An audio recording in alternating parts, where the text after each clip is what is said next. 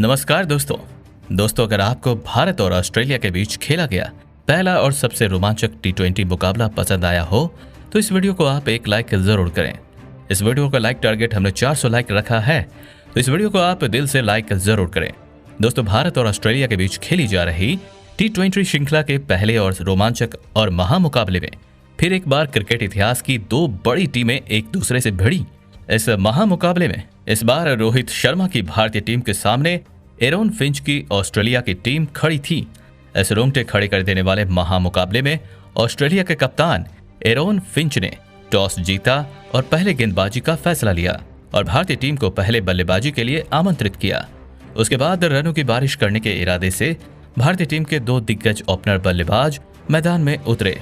KL Rahul और भारतीय team के कप्तान रोहित शर्मा के कंधों पर भारतीय टीम को इस महामुकाबले में एक विस्फोटक ओपनिंग शुरुआत दिलाने की एक बड़ी जिम्मेदारी थी और इस जिम्मेदारी को भारतीय कप्तान रोहित शर्मा और केएल राहुल बखूबी निभाते हुए दिखे।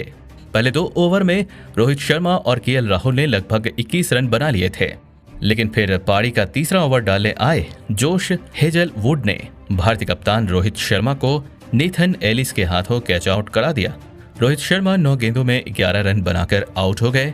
भारतीय कप्तान रोहित शर्मा के जल्दी आउट हो जाने के बाद अब भारतीय टीम के सबसे बड़े और खतरनाक बल्लेबाज विराट कोहली बल्लेबाजी करने मैदान में उतरे, लेकिन विराट कोहली को भी ऑस्ट्रेलिया के तेज गेंदबाज ने ज्यादा देर तक मैदान में टिकने नहीं दिया और पारी का छठा ओवर डालने आए नेथन एलिस ने विराट कोहली को कैमरन ग्रीन के हाथों कैच आउट करा दिया। विराट कोहली 7 गेंदों में 2 रन बनाकर आउट हो गए। भारतीय टीम ने अपने 2 सबसे बड़े खिलाड़ियों को शुरुआती ओवर में ही खो दिया था, जिस वजह से कहीं न कहीं अब भारतीय टीम दबाव में थी। लेकिन अब विकेट गिरने के बाद बल्लेबाजी करने आए सूर्य कुमार यादव ने सेट हो चुके केएल राहुल के साथ मिलकर भारतीय पारी को संभाला और एक महत्वपूर्ण साझेदारी बनाना शुरू कर दिया। एक बार आंख सेट हो जाने के बाद केएल राहुल और सूर्य कुमार यादव ने अपने हाथ खोलना शुरू कर दिया। खासकर कि दोस्तों, केएल राहुल इस मुकाबले में अपने पुराने अंदाज में बल्लेबाजी करते दिखे। केएल राहुल और सूर्य कुमार यादव की इस साझेदारी ने अब भारतीय टीम को मुसीबत से बाहर निकाल दिया था। इसी बीच केएल राहुल ने अपना अर्धशतक भी पूरा कर लिया। केएल राहुल और सूर्य कुमार यादव ने मिलकर लगभग पारी के 11वें ओवर तक बल्लेबाजी करी और अपनी टीम को 103 रनों तक पहुंचाया। लेकिन फिर पारी का 12वां ओवर डालने आए जोश हेजलवुड ने सेट हो चुके केएल राहुल को नेथन एलिस के हाथों कैच आउट करा दिया। केएल राहुल 35 गेंदों में 55 रन की लाजवाब पारी खेलकर आउट हो गए। केएल राहुल और सूर्य कुमार यादव की लाजवाब बल्लेबाजी ने अब ऑस्ट्रेलिया के कप्तान के साथ साथ गेंदबाजों को भी दबाव में डाल दिया था। विकेट गिरने के बाद हार्दिक पांड्या बल्लेबाजी करने मैदान में उतरे, लेकिन उनके साथी खिलाड़ी सूर्य कुमार यादव जो अपने अर्धशतक से केवल 4 रन दूर थे, उन्हें कैमरन ग्रीन ने मैथ्यू वेड के हाथों कैच आउट करा दिया। सूर्य कुमार यादव 35 गेंदों में 46 रनों की तूफानी पारी खेलकर आउट हो गए। भारतीय टीम ने एक अहम मौके पर अपने दोनों ही सेट हो चुके बल्लेबाजों को खो दिया था। अब भारतीय टीम को अंत में एक विस्फोटक फिनिशर की जरूरत थी।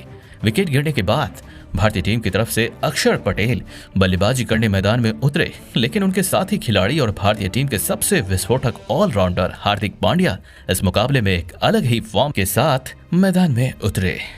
हार्दिक पांड्या ने मैदान में आते ही ऑस्ट्रेलिया के गेंदबाजों पर बड़े शॉट खेलना शुरू कर दिया, लेकिन अक्षर पटेल ने उनका साथ ज्यादा देर तक नहीं निभा पाए और पारी के 16वें ओवर में अक्षर पटेल को नेथन एलिस ने कैमरन ग्रीन के हाथों कैच आउट करा दिया। अक्षर पटेल 5 गेंदों में 6 रन बनाकर आउट हो गए। विकेट गिरने की वजह से हार्दिक पांड्या के ऊपर दबाव बढ़ता जा रहा था, लेकिन दबाव बढ़ने की वजह से हार्दिक पांड्या अपने बल्ले से और भी ज्यादा आक्रामक बन रहे थे और लगातार छक्के चौके लगा रहे थे। हार्दिक पांड्या इस मुकाबले में लगभग 236 के स्ट्राइक रेट से बल्लेबाजी कर रहे थे। वहीं विकेट गिरने के बाद उनका साथ देने आए दिनेश कार्तिक भी उन्हें लगातार स्ट्राइक पर ले रहे थे, लेकिन जिस वजह से हार्दिक पांड्या ऑस्ट्रेलिया के अनुभवी गेंदबाजों पर भी अविश्वसनीय छक्के लगा रहे थे, उसी बीच हार्दिक पांड्या ने अपनी तूफानी अर्धशतक पूरा कर लिया।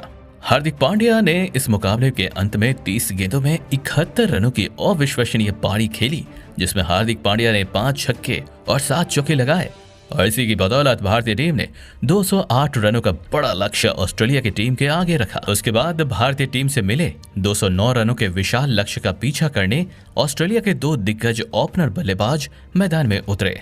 ऑस्ट्रेलिया के कप्तान एरोन फिंच और कैमरन ग्रीन के कंधों पर इस बड़े लक्ष्य का पीछा करते हुए ऑस्ट्रेलिया की टीम को एक विस्फोटक ओपनिंग शुरुआत दिलाने की एक बड़ी जिम्मेदारी थी। और ऑस्ट्रेलिया के इस ओपनिंग जोड़ी ने इस मुकाबले में अपनी टीम को एक तूफानी शुरुआत दिलाई। इस पारी की पहले ही गेंद पर भुवनेश्वर कुमार को एरोन फिंच ने एक लाजवाब छक्का लगा दिया, तो वहीं उनके साथी खिलाड़ी कैमरन ग्रीन ने तो उसके अगले ही ओवर में गेंदबाजी डालने आए उमेश यादव को लगातार 4 चौके लगा दिए, जिस वजह से अब भारतीय कप्तान रोहित शर्मा पूरी तरह से परेशान हो चुके थे। ये ऑस्ट्रेलिया के दोनों ओपनर बल्लेबाज रुकने का नाम ही नहीं ले रहे थे। लेकिन तभी भारतीय कप्तान रोहित शर्मा ने एक गेंदबाजी में लाजवाब बदलाव किया और अक्षर पटेल को पारी का चौथा ओवर डालने को दिया। और अक्षर पटेल ने आते ही अपने इस ओवर की तीसरी गेंद पर ऑस्ट्रेलिया के कप्तान एरोन फिंच को क्लीन बोल्ड कर दिया। एरोन फिंच 13 गेंदों में 22 रन बनाकर आउट हो गए। एरोन फिंच के आउट हो जाने के बाद अब ऑस्ट्रेलिया की टीम की तरफ से स्टीव स्मिथ बल्लेबाजी करने मैदान में उतरे। लेकिन इस मुकाबले में ऑस्ट्रेलिया के सबसे बेहतरीन बल्लेबाज कहीं जाने वाले स्टीव स्मिथ सिर्फ नॉन स्ट्राइक एंड पर खड़े होकर कैमरन ग्रीन को बल्लेबाजी करते देखते रह गए, क्योंकि कैमरन ग्रीन इस मुकाबले में ऑस्ट्रेलिया के टीम के लिए सबसे बेहतरीन बल्लेबाजी कर रहे थे। कैमरन ग्रीन इस मुकाबले में भारतीय कप्तान रोहित शर्मा के हर एक फैसले को बर्बाद कर रहे थे। भारतीय टीम का कोई भी गेंदबाज इस ऑस्ट्रेलिया के बल्लेबाज को रोक नहीं पा रहा था। कैमरन ग्रीन इस मुकाबले में लगभग 210 के स्ट्राइक रेट से बल्लेबाजी कर रहे थे, जिस वजह से अब भारतीय टीम के ऊपर दबाव बहुत ज्यादा बढ़ चुका था। रोहित शर्मा अपनी गेंदबाजी में लगातार बदलाव कर रहे थे, लेकिन भारतीय टीम का कोई भी गेंदबाज विकेट नहीं निकाल पा रहा था। इसी बीच कैमरन ग्रीन ने अपना अर्धशतक पूरा कर लिया। कैमरन ग्रीन और स्टीव स्मिथ ने मिलकर लगभग पारी के 10वें ओवर तक बल्लेबाजी करी और अपने टीम को 109 रनों तक पहुंचाया। लेकिन फिर पारी का 11वां ओवर डालने आए अक्षर पटेल ने एक बार कमाल करके दिखाया और सेट हो चुके भारतीय टीम के लिए सबसे बड़ा खतरा बन चुके कैमरन ग्रीन को अक्षर पटेल ने विराट कोहली के हाथों कैच आउट करा दिया। कैमरन ग्रीन 30 गेंदों में 61 रन बनाकर आउट हो गए। कैमरन ग्रीन जैसे बड़े विकेट को निकालने के बाद भारतीय गेंदबाजों के पास इस मुकाबले में वापसी करने का एक बढ़िया मौका था, और ऐसा ही होता हुआ अगले ओवर में देखने को मिला। और पारी का 12वां ओवर डालने आए उमेश यादव की तीसरी गेंद पर सेट हो चुके स्टीव स्मिथ दिनेश कार्तिक के हाथों कैच आउट हो गए। स्टीव स्मिथ 24 गेंदों में 35 रन बनाकर आउट हो गए। एक खतरनाक साझेदारी के बाद अब कहीं न कहीं ऑस्ट्रेलिया की बल्लेबाजी डगमगाती दिख रही थी। लगातार 2 विकेट खोने के बाद अब ऑस्ट्रेलिया की टीम की तरफ से 2 नए बल्लेबाज बल्लेबाजी करने मैदान में उतरे। खतरनाक ग्लेन मैक्सवेल और जोश इंग्लिश के कंधों पर अब यहां से ऑस्ट्रेलिया की पारी को संभालने की पूरी जिम्मेदारी आ चुकी थी। लेकिन अब भारतीय गेंदबाजों ने इस मुकाबले में वापसी कर ली थी और फिर उमेश यादव की इसी 12वीं ओवर की आखिरी गेंद पर उमेश यादव ने ग्लेन मैक्सवेल को भी दिनेश कार्तिक के हाथों कैच आउट करा दिया। ग्लेन मैक्सवेल तो बस 3 गेंदों में 1 रन बनाकर आउट हो गए। अब ऑस्ट्रेलिया की टीम में बहुत ही ज्यादा मुश्किल में फंस चुकी थी। धीरे धीरे भारतीय गेंदबाज इस मुकाबले को ऑस्ट्रेलिया के हाथों से निकाल कर ले जा रहे थे। रोहित शर्मा अपनी कप्तानी में पूरी जान जोक रहे थे। ग्लेन मैक्सवेल के आउट हो जाने के बाद अब ऑस्ट्रेलिया की टीम की तरफ से टीम डेविड बल्लेबाजी करने मैदान में उतरे और फिर यहां से नए बल्लेबाज जॉनी इंग्लिश ने अपने हाथ खोलना शुरू कर दिया और फिर एक बार भारतीय गेंदबाजों पर दबाव बनाना शुरू कर दिया। लेकिन फिर पारी का 15वां ओवर डालने आए अक्षर पटेल ने फिर एक बार भारतीय टीम को एक बड़ी सफलता दिलाई और विस्फोटक बल्लेबाज कह रहे जॉनी इंग्लिश को क्लीन बोल्ड कर दिया।